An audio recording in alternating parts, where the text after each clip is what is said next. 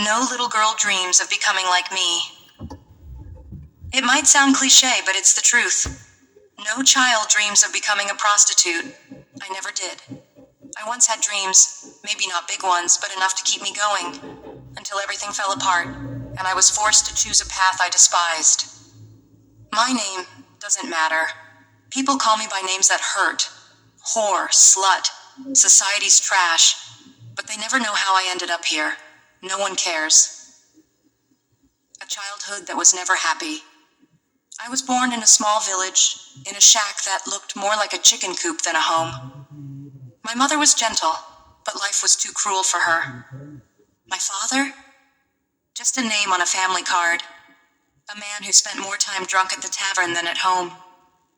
Every day, I saw my mother cry. Sometimes from hunger, sometimes from my father's fists. I wanted to protect her, but I was just a child who couldn't even fight my own hunger. I was 8 years old when I first understood the meaning of starvation. My stomach twisted in pain, but there was nothing to eat. I could only suck on my fingers, hoping the pain would go away. One day my mother left. She said she was going to the city to find work. I waited. I waited for months, but she never came back.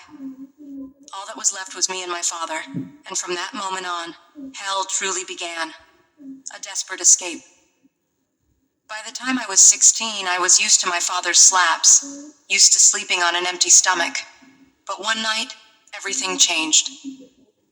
I heard his heavy footsteps approaching. His breath reeked of alcohol. His hands were cold as he grabbed my arm. "You're a big girl now," he whispered. "It's time you help your father." I didn't wait. I ran. That night, I left home with nothing but the clothes on my back and a small amount of money I had stolen from his pockets. I had no idea where to go. All I knew was one thing: I would never return. I arrived in the city with hope that life would be better, that I would find a job, friends, or maybe a new family. But reality wasn't so kind. I slept on sidewalks, ate leftovers from trash bins.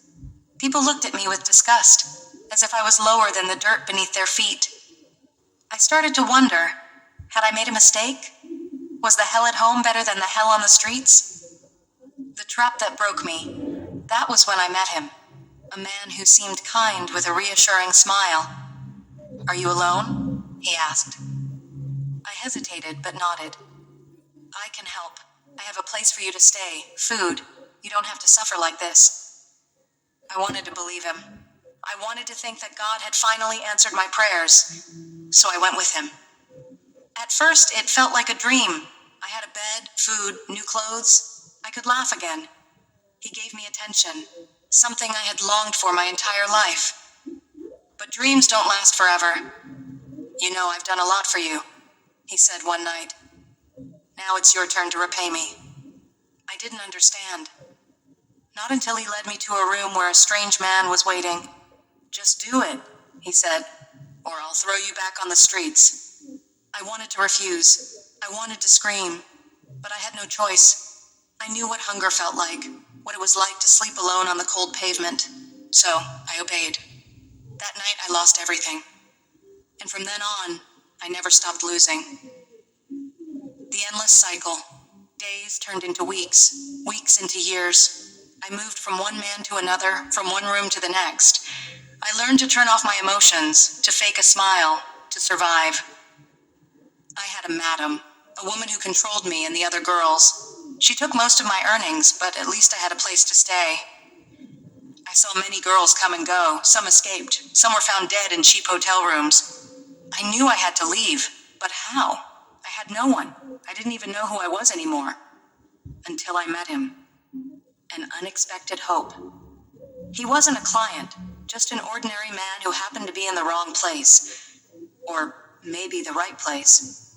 I was sitting on the sidewalk trying to catch my breath after a rough encounter with a violent customer. He approached, not with judgment in his eyes like everyone else, but with sympathy.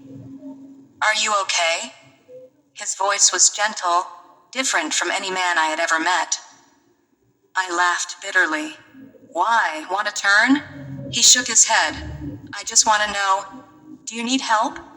No one had ever asked me that before. I wanted to push him away to say that I was fine. But for the first time in a long time, I wanted to believe that maybe there was a way out. The journey to freedom. It took time. I doubted him. I was afraid. But he never gave up. Little by little, he showed me that I was still human, that I was still worthy of love. Then the day came. The day I finally had the courage to leave, to walk away from my past and my nightmares. It wasn't easy. The scars I carried didn't fade overnight. But for the first time, I stepped toward something better. I learned how to live again, how to work honestly, how to smile without pain. And most importantly, I learned to love myself again. A new ending, a happy beginning. Years later, I stood in front of a mirror, wearing a simple white dress. My hands trembled as I adjusted my veil, staring at my own reflection. Not a prostitute, not someone trapped in the past. The door opened, and there he was. The man who didn't just save me, but loved me, even when I felt unworthy. "Let's go," he said, smiling.